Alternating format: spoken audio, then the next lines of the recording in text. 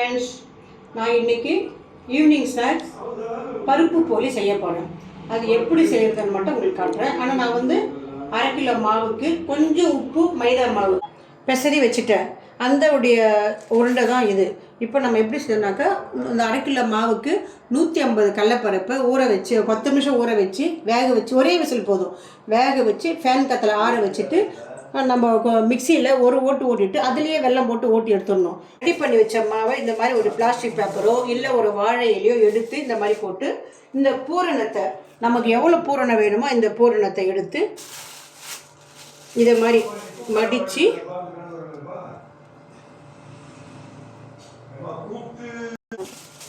நீ சொல்லு எப்போ சொல்லு. ரெடி பண்ணி வச்ச மாவை இதை தட்டிட்டு அதை உருண்டை மாவை வச்சு அந்த பூரணத்தை வச்சு நம்ம நல்லா மெலிசாக தட்டிக்கணும். நல்லா மெலிசாக தட்டி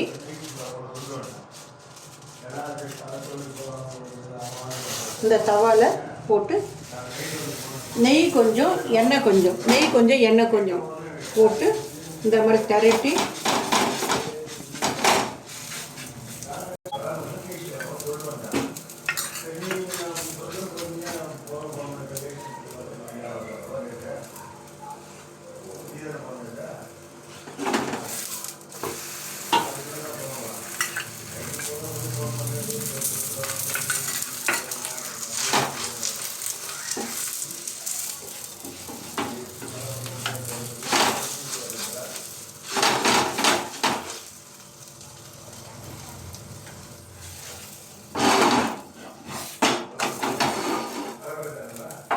கொஞ்சம் நெய் கொஞ்சம் எண்ணெய் ரெண்டுத்தையும் கலந்து வச்சுக்கிட்டு நம்ம இது மாதிரி போட்டோன்னா பூரி பஃப்னு நல்லா வரும். போலி வந்து பஃப்னு நல்லா வரும். நம்ம பிசைஞ்சு வைக்கிற மாவில் பொறுத்து தான் இருக்குது போலி.